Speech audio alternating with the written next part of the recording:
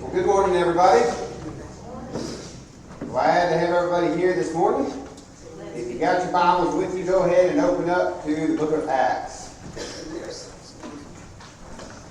The book of Acts.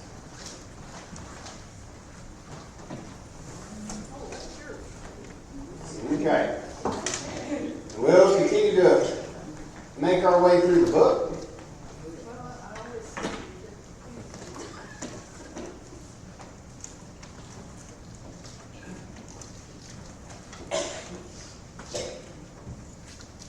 Acts chapter 23 is where we're going to find ourselves this morning.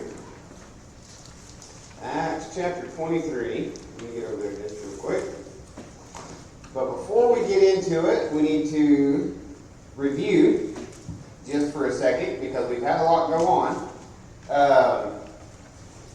in the book of Acts up to this point that kind of if you don't understand the context, you don't understand what's going on, you're really going to miss the story of what's taking place.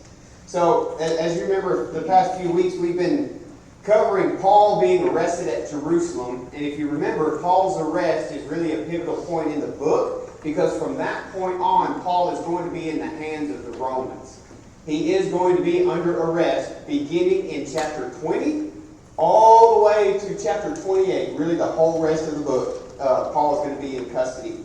Now, if you remember, Paul went back to Jerusalem after his third missionary journey. When he came back to Jerusalem, he was arrested in the temple, and the soldiers, upon finding him in the temple, or this riot in the temple, or just outside the temple, came in there, found Paul in the middle of it. Paul was being beaten mercilessly. They drug him out of there, got Paul out, and they took him back to the Roman barracks to try to figure out what in the world was going on. As Paul was being taken up there, he stops them on the steps of the Roman barracks and addresses the crowd that was just beating him. And you'll find that address in Acts chapter 22, which we covered several weeks ago.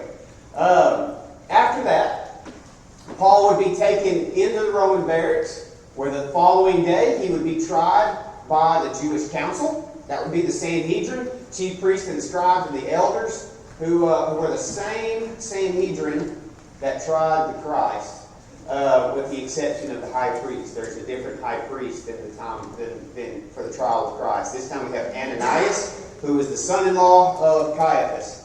Now, after that Jewish council, Paul would kind of stir up the council a little bit.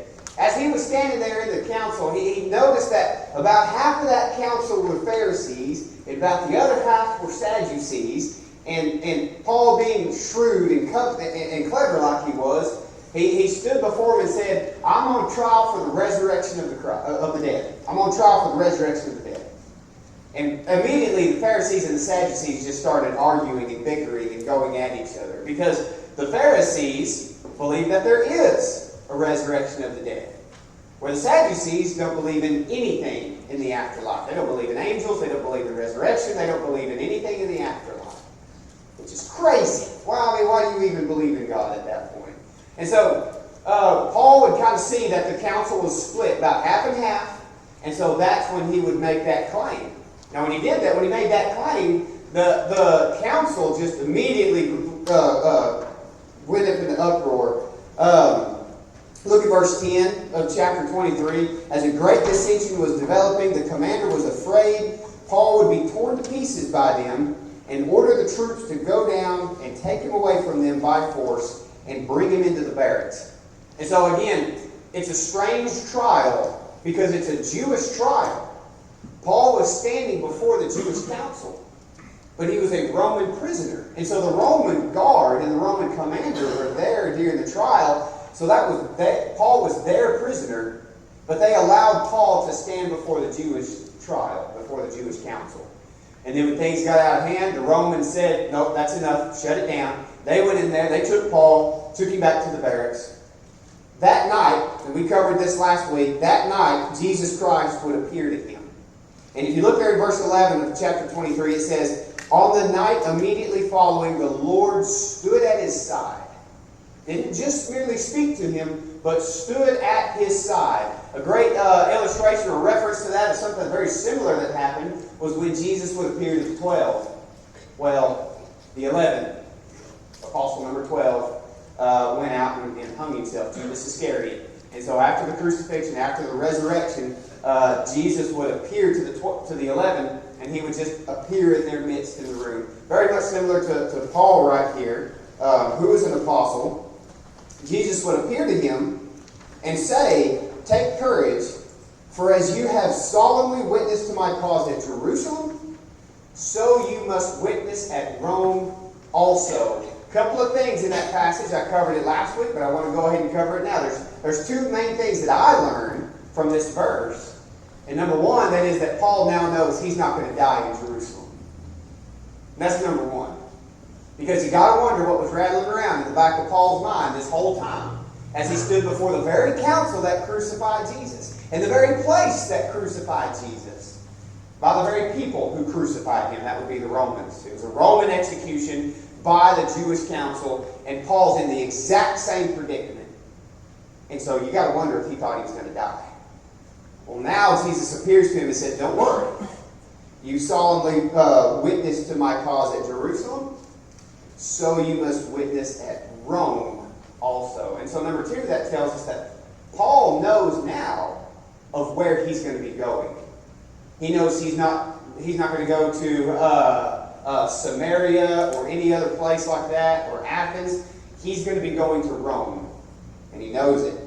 And again, if you like making notes in the margin of your Bible, you may want to underline verse 11 there in chapter 23 and reference chapter 25 and verse 11.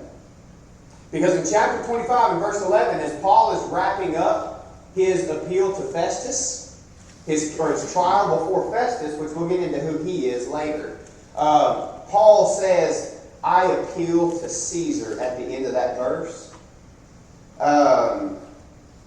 Notice what it says in the next verse. Festus had conferred with his council and said, "You have appealed to Caesar you will go." And so Paul, knowing that he's going to go to Rome, says, "I appeal to Caesar." Well, as a Roman citizen, he was granted that opportunity. As a Roman citizen, they would at least entertain the idea that you would get to stand before Caesar himself if you wanted to. And so you cross-reference that back with chapter 23, verse 11, where Jesus told him himself, "You're going to go to Rome." Paul making sure that that was going to happen. Now, all right, so that was that night after the Jewish council, okay? But now let's get into some new material. After that night, it says in verse 12 of chapter 23, that when it was day, the Jews formed a conspiracy and bound themselves under an oath, saying that they would neither eat nor drink until they had killed Paul. There were more than 40 who formed this plot, and they came to the chief priests and the elders and said, "We have bound ourselves under a solemn oath to taste nothing until we have killed Paul. Now therefore you are the council, or you and the council, notify the commander," that'd be the Roman commander who has Paul in custody, "to bring him down to you, as though you were going to determine his case by a more thorough investigation. And we for our part are ready to slay him before he comes near the place." All right. In the Old Testament, it was justified, authorized by God to execute someone. Now, the execution sentence had to be very, very severe. Very, very severe. But if you look at the Levitical law, there were certain instances where that was authorized. But there was a certain way to go about that. And again, you read that, most of the time it was stoning. Okay? Again, Old Testament times, but that speaks of the nature of God. Now, this is not a biblically authorized execution. They use two words here. Look at verse 12. At the end of verse 12, they use the word kill. And then at the end of verse 15, they use the word slay. They're just talking about full-blown murder at this point. They're not talking about divine justice of any kind. They're not talking about biblically authorized execution. They're talking about just straight up murdering Paul is what they're trying to plan. And you notice who's involved in this. There's 40 guys who are just Jews. Just random Jewish citizens who just hated Paul. best thing we can figure is some of them are Pharisees. That's the best thing we can figure that out. Zealots, perhaps. Yes, sir. After all is said and done, I wonder if they stuck to their oath. Yeah. Well, it says that they weren't going to eat or drink. How long you can go a while without eating, right? My wife fasted for 21 days one time, and I said she was crazy for doing that. Crazy. But she drank water the whole time, so you could not eat food for a long time, but you can't go very long without drinking water. You can't go very long. We'll see. We'll read the rest of the story and see how they hold out. So yeah, 40 guys, but notice who else was involved in this.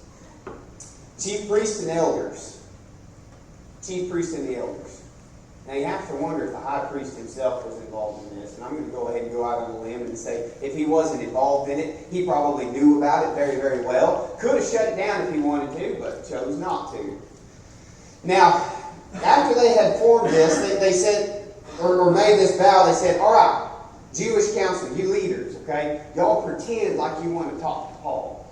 Pretend like you want him to come stand before you one more time, and we're going to lay in wait, and we're going to jump you, we're going to kill him. And so they plan on doing just that. But notice what happens in verse 16. The son of Paul's sister. Who would that be?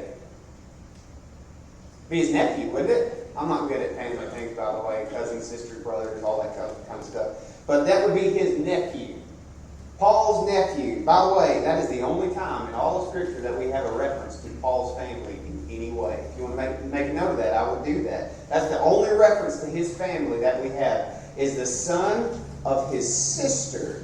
Okay? Now, Paul would later refer to that as a young man. So would the commander as well would refer to him as a young man. So the implication is that Paul has family in Jerusalem. More than likely, his sister and probably brother-in-law and their kids probably live there in Jerusalem. Isn't that interesting? And so, also it tells us, more than likely they are Jewish. More than likely. Do you know why? How else would this young man hear of this plot? I don't think that the people who are planning on killing Paul, now this is speculation, by the way, this is just my opinion, this is not the Word of God, but it's just my opinion that if you've got people who are so aggressive towards Paul and hate him so bad that they're willing to make a plan with the elders and the chief priests of Israel to kill him, I don't think that they're buddying up with Christians. Do you? It was probably more than likely just among the Jews that was well known. Could be. The word could have got out through the Christians. I'm not saying that that's impossible, but just mere speculation at this point. But we do know that he has family in Jerusalem nonetheless. Now, he came and told Paul, so the son of Paul's sister heard of their ambush, and he came and entered the barracks and told Paul. Paul called one of the centurions to him and said, lead this young man to the commander, for he has something to report to him. So he took him and led him to the commander. By the way, this is the very commander who stood as Paul was about to get beaten, all the way back over here in chapter 22. As he was about to get scourged, it was that commander of the Roman guard who stopped the beating because Paul was a Roman citizen. So he took him to the commander and said, Paul the prisoner called me to him and asked me to lead this young man to you since he has something to tell you. The commander took him by the hand and stepping aside began to inquire of him privately. What is it that you have to report to me? And he said, the Jews have agreed to ask you to bring Paul down tomorrow to the council, as though they were going to inquire somewhat more thoroughly about him. So do not listen to them, for more than 40 of them are lying in wait for him, who have bound themselves under a curse not to eat or drink until they slay him. Now they are ready and waiting for the promise from you. So the commander let the young man go, instructing him, tell no one that you have notified me of these things. All right, so the young man comes to Paul. Paul sends him to the commander. The young man is brought to the commander, tells him of everything, and the commander sends him away and said, don't tell anybody that you told me that. And in the next verse it says, he called to him 2 of the centurions and said, get 200 soldiers ready. math with me for just a second. 200 soldiers, that would be, the Greek word there would be foot soldiers, by the third hour of the night, which would be about 9 o'clock in the evening, okay? To proceed to Caesarea with 70 horsemen and 200 spearmen. How many soldiers is that total? 470. 470 soldiers to protect one man. That is an army. With about 500 men, you could wipe out a small army, could you not? Especially with horsemen and spearmen. You're talking about an elite fighting force. And that, by the way, that kind of tells you about the military presence that was in Jerusalem. Because would it be wise on the commander's part to send the whole Roman army that was occupying Jerusalem to go with Paul, leaving the Roman barracks defenseless? Would that have been wise on his part? No, it wouldn't have. That's not even the whole army. It's probably just a small part. That's exactly right. But number two, that also tells you the care that they wanted to make sure that Paul was protected, right? That speaks of the nature of the privilege of having a Roman citizenship. Because the Roman guard, they're not looking at Paul as a Christian. They're not viewing him that way. You've got to put this in perspective. They have no idea what a Christian is, nor do they care. They're pagans. They worship the emperor, okay? And along with some other gods that the Romans worship. That's who they worship. There are some Christians scattered throughout, but majority of the Roman guard and Roman soldiers, centurions and commanders, all worship the emperor, okay? So they're not looking at Paul like he's a Christian. They look at him like a Roman. And so there's this Roman who is trying to be executed by these Jews. And so they say, we need to get him out of town. 470 soldiers guard Paul and take him out of there. But notice what it also says. It says the third hour of the night. Again, if you like making notes, you may want to underline that. And that's about 9 p.m. 9 p.m. That's when they start their journey. I was working for a stock contractor one time, and this just literally just popped up in my head. I was working for a stock contractor one time. His name was Terry Walls, lived over in Goldthwaite. Terrible job. I was chute breaking bucket horses is what I was doing. But you know, they're supposed to be wild outside the chute, but he wants them to be calm inside the chute. It's a terrible job. But anyway, he told me one time, he said, yeah, we're going to go make a run down to Del Rio and go pick up some calves. I said, oh, okay, that'll work. About 10 o'clock that night, I was getting ready for bed. He comes in, he goes, hey, you ready to go? Let's go where? I was exhausted. He goes, go to Del Rio and pick those calves up. I was like, sure, why not? That's a terrible, worst night of my life. I drove all night long to get to Del Rio. It was like right at daylight, and then I turned around and drove all the way back. But that's about the same time that they would have been starting their journey. Because it was about 9 o'clock at night that they made the soldiers ready. Okay? So they are leaving Jerusalem by the cover of night. It's pitch black. I'm sure they had some torches and things like that, but get that in your mind.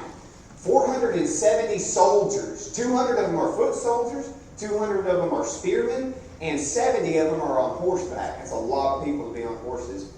And then Paul himself is put on a horse. Look at verse 24. They were also to provide mounts to put Paul on and bring him safely to Felix the governor. So Paul didn't even have to walk. What kind of... Do you see the treatment as a prisoner that Paul is receiving here? And the...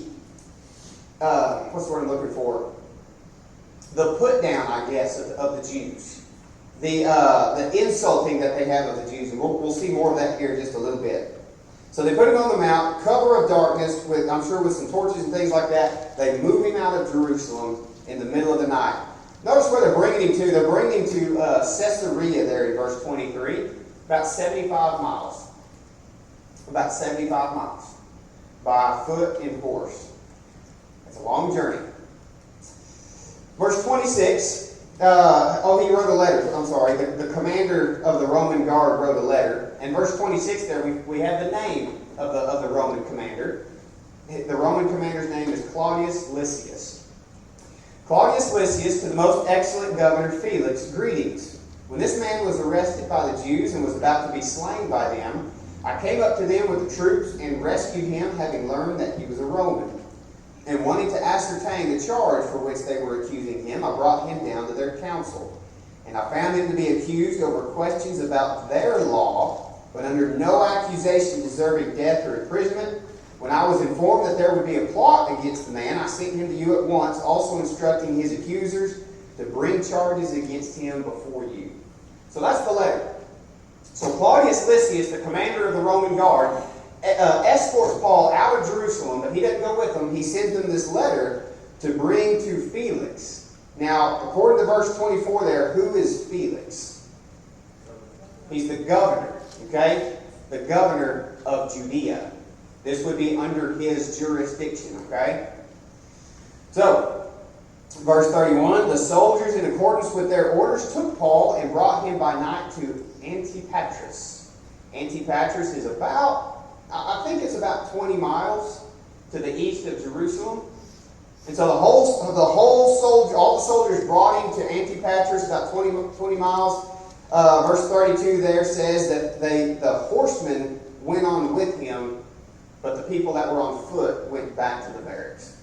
So once Paul was kind of safely out of the city, they let the horsemen take Paul the rest of the way, Paul himself sitting on a horse. And then the 200 foot soldiers and the 200 spearmen returned back to Jerusalem. When these had come to Caesarea and delivered the letter to the governor, they also presented Paul to him. Verse 34, when he read it, he asked from what province was he. And when he learned that he was from Cilicia, he said, I will give you a hearing after your accusers arrive also, giving orders for him to be kept in Herod's praetorium. All right, so let me ask you a couple of questions. What town was he just brought to? He was brought to Caesarea, okay, about 75 miles east of Jerusalem, okay? And what specific building is he brought to? Do what? Herod's praetorium. Does anybody have a different word other than praetorium? Palace. Palace. Is that what yours said, John? Judgment hall. Judgment hall. Okay, that's interesting that it puts it that way. That's exactly what it is. It's a part of Herod's palace system that he has. By the way, do you know they've discovered that?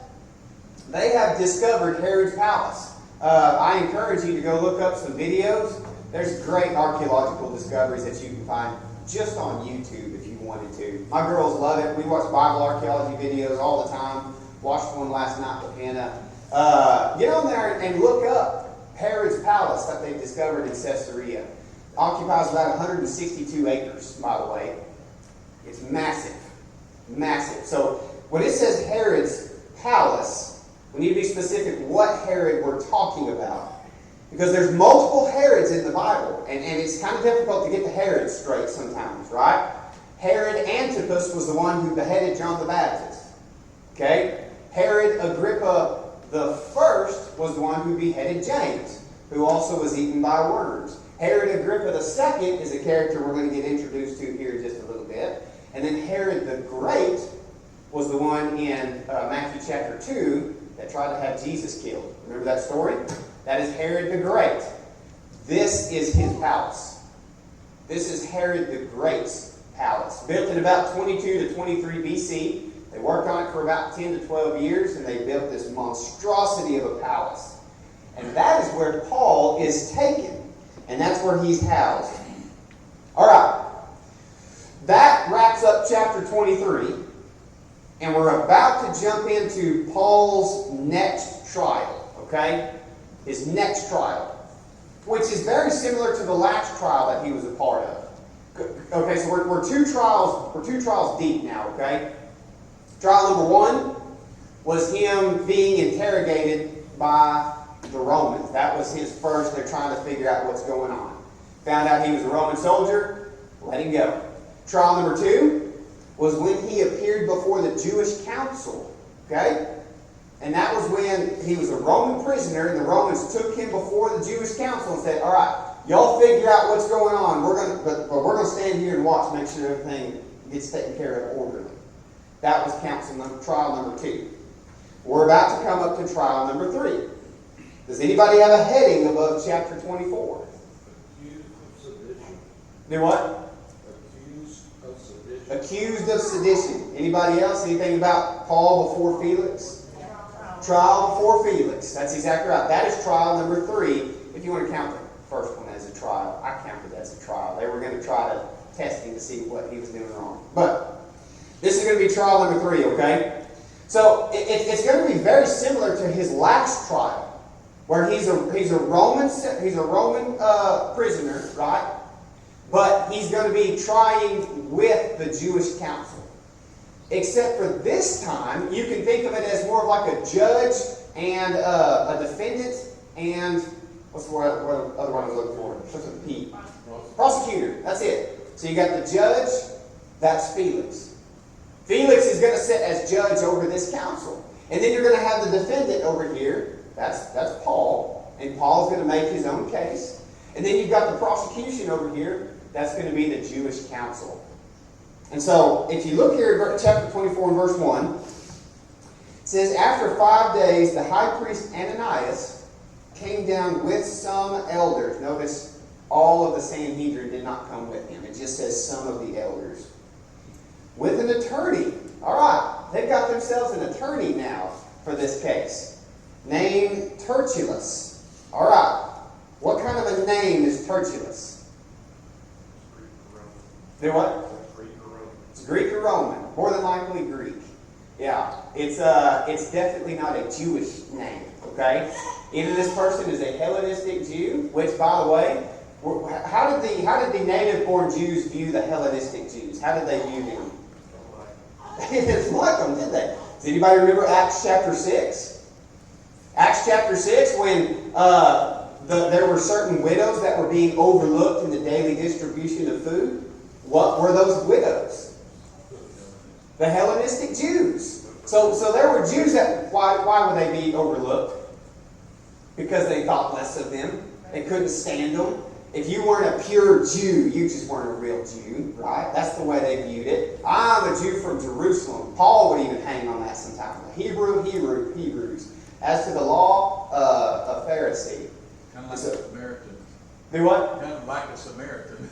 Yeah, kind of like a Samaritan. I thought you said American. I was like, well, Texans do that sometimes. Let's be honest, all right?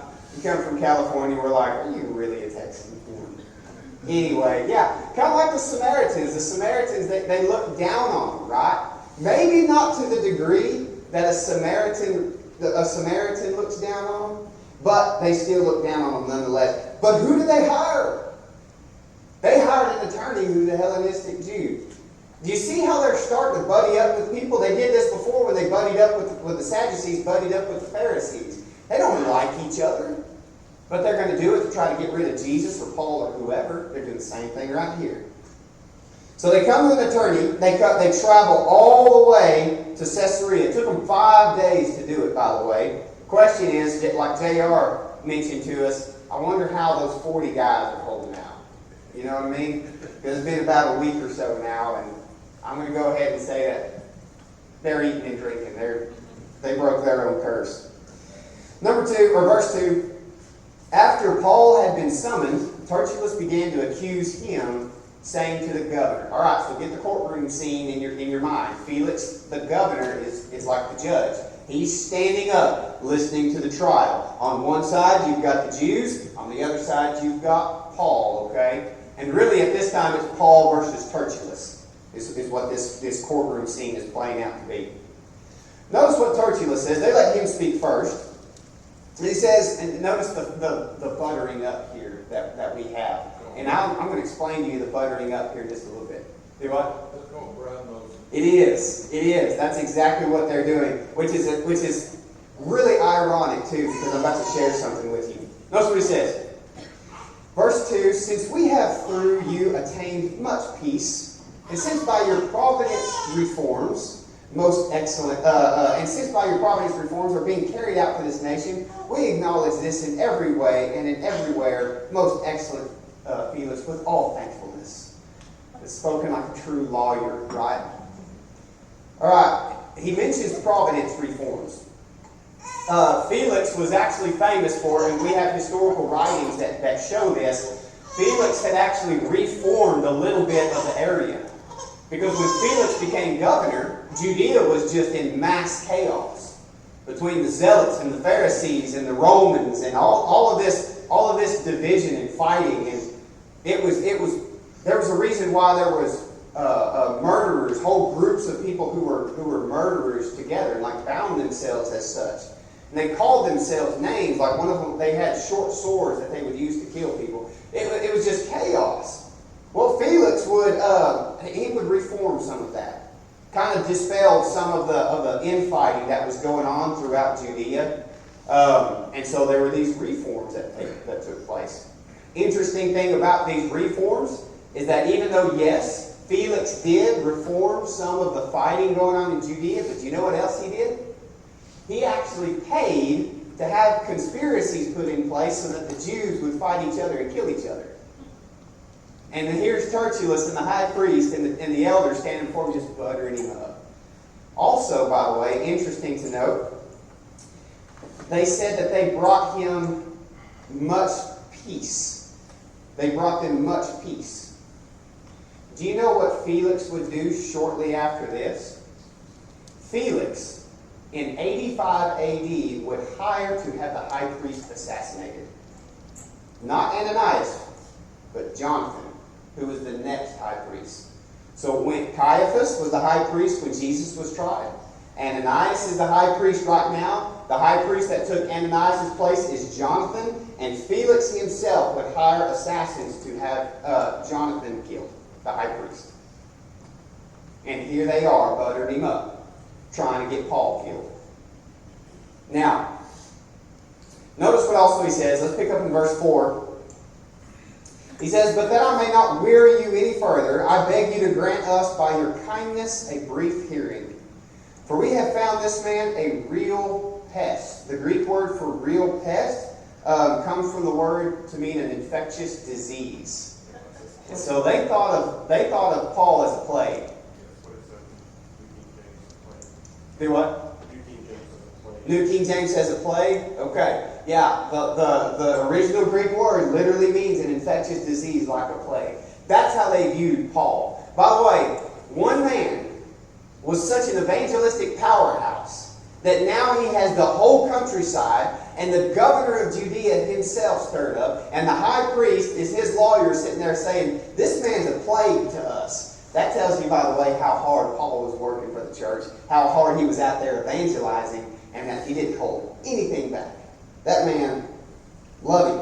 And if we can get to it, we got 10 minutes. If we can get to it by the end of it, I'll show you another one too where he speaks in just such boldness. All right. We found this man to be a real pest and a fellow who stirs up dissension among all the Jews throughout the world, and a ringleader of the sect of the Nazarenes. That right there gives you a little glimpse into how the Jews viewed Christians. They considered them to be a sect of Judaism. That's what they thought of them. They thought that they were Jews, but like a sect of Jews that were over here believing in Jesus, but they still called them Jews. And just like you've got the sect of the Pharisees, and the sect of the Sadducees, and the sect of the Zealots and the Essenes, he looks over here and says, this is also a sect, that the sect of the Nazarenes. Yes, sir? You got to keep in mind what they thought about Nazareth. How it was a place to Do what now? Nazareth. Yes. They thought, what did they think about that? Oh, they thought lowly of Nazareth. Yeah, well, they made fun of Jesus a lot for coming from Nazareth. Well, even Nicodemus, I got Nicodemus in my brain because of John 3:5. Nathaniel would say, could anything good come out of Nazareth? That's right. And so what do they call, that's a good point, JR, by the way, I missed that. What do they call this sect? The sect of Christianity, the sect of the way, the sect of Jesus. No, they call it the sect of the Nazarene, these people over here. But that's what they thought about it, okay? So, call it the sect of the Nazarenes. It said that he was a troubler, stirring up dissension, much like Elijah would say, I haven't troubled Israel, but you have. It's them that are troubling Israel. It's them that are troubling God. Verse 6, he even tried to desecrate the temple, and then we arrested him. Notice notice how Tertullus leaves out some details. You remember, just picture in your mind, remember real quick how Paul was arrested, okay? Paul was in the temple, right? Wasn't doing anything, wasn't saying anything to anybody. And some Jews from Asia, remember? They recognized him and said, "Here he is, men and brethren, come to our aid." And they ran over there and they seized him and they drug him out of the temple and just started whooping on him. Remember that story?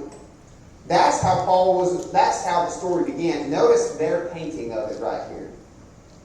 Verse 6, he even tried to desecrate the temple, and then we arrested him. We wanted to judge him according to our law. All we wanted to do was judge him by our law. Now they were beating him mercilessly outside the temple.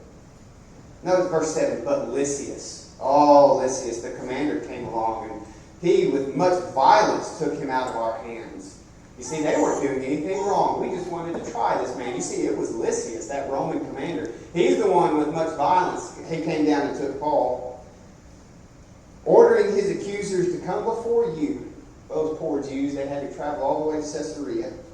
By examining him yourself concerning all these matters, you'll be able to ascertain the things of which we accuse him. The Jews also joined in the attack, asserting that these things were so. Again, get that courtroom scene. Some of the Jews were joining in the attack, so they're over there just losing their mind. Just, this guy over here, they're joining in the attack, and that's when the governor kind of quiets things down. Look at verse 10. The governor had nodded for him to speak. That's the power the man has. And Paul responded. Paul says, knowing that for many years you've been a judge to this nation, he doesn't flower him up at all. He just acknowledges him as a judge. I cheerfully make my defense. Since you can take note of the fact that no more than 12 days ago I went up to Jerusalem to worship. All right, so now we have a timeline. It's been 12 days since Paul was in the temple and arrested. Neither in the temple, nor in the synagogues, nor in the city itself did they find me carrying on a discussion with anyone or causing a riot. Nor can they prove to you the charges of which they now accuse me. But this I admit to you, that according to the way which they call a sect, I do serve the God of our fathers, believing everything that is in accordance with the law, and that it is written, or that is written in the prophets. I love that. There's so many things in that one verse right there. First of all, he calls it the way. He doesn't call it sect, he calls it the way. What would Jesus say? I'm the way. I'm the way. I'm the truth. I'm the life. No man comes to the Father but by me. John 16:3. Now, he would say, I'm the way. Notice that is a singular statement. Now, there are many ways. He says, I am the way. And it's the same thing here. He says, I admit that according to the way, singular, which they call a sect. It's not a sect. It is the fulfillment of the law. Jesus Christ himself said, I did not come to abolish the law, but I came to fulfill it. He said, I do serve the God of our fathers, reminding them that they're supposed to serve that same God. It's their God too. They're the ones that rejected his Messiah, but it's the same God, the God of our fathers, believing everything that is in accordance with the law and that is written in the prophets. That'd be the Old Testament. And again, every Christian ought to know their Old Testament very well because it leads you to Christ. It's not the abolishment of it, but it's the fulfillment of it. And Paul even himself says, I believe in everything in the law and the prophets. But notice verse 15 there, he says, having a hope in God. A hope in God. I want to get to that back in just a minute. Let me finish the verse. Which these men cherish themselves. So they also have a hope. The same hope, that there shall certainly be a resurrection of both the righteous and the wicked. What resurrection of the righteous and the wicked is he talking about there? What is that resurrection? Be what? Be in the time. That's exactly right. When we're going to be resurrected bodies. You ever heard that reference before? Where soul and body gets reunited once more in our not perishable body, but an imperishable body that's reserved for us, given for us. 1 Corinthians chapter 15 lays all of that out. If you've never studied before the second resurrection, the second resurrection where soul and body are reunited, and not a perishable body, but an imperishable body, go study that. It's fascinating. That's what he's talking about. He's talking about the second resurrection, as Revelation would refer to it. But notice what he says about that. There's hope attached to it. Verse 15, having a hope in the resurrection. He said they do too. Paul's looking across that courtroom and he looks at the Jews who believe in the same law, who believe in the same prophets, who believe in the same God, and he says they have that same hope, a hope of the resurrection. They just don't realize that it's through Jesus Christ. That's what they don't recognize. But I want to pause for just a second here, and I want to point out our hope. Okay? There's many things that we are saved by in the New Testament. In fact, about 23 different things in your New Testament Bible, if you go through and you make a note of each individual one of them, there'll be about 23 of them that says you are saved by blank. Saved by God, saved by the blood, saved by the cross, saved by the Word of God, saved by truth, saved by belief, saved by confession, saved by baptism. There's multiple things that it says that you are directly saved by. You can't take any of them out. You can't just cherry pick one or two. You've got to take them all. One of them is you are saved by hope. This hope. A hope of the resurrection. Your salvation is directly tied to your hope in the resurrection. And I'm going to have to conclude with this point here because I only got a couple minutes. But turn with me to Romans chapter 8. Look at Romans chapter 8.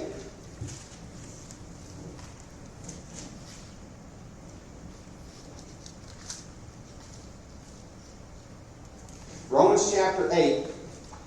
And Gene Stewart, will you read verse 24 for me, please?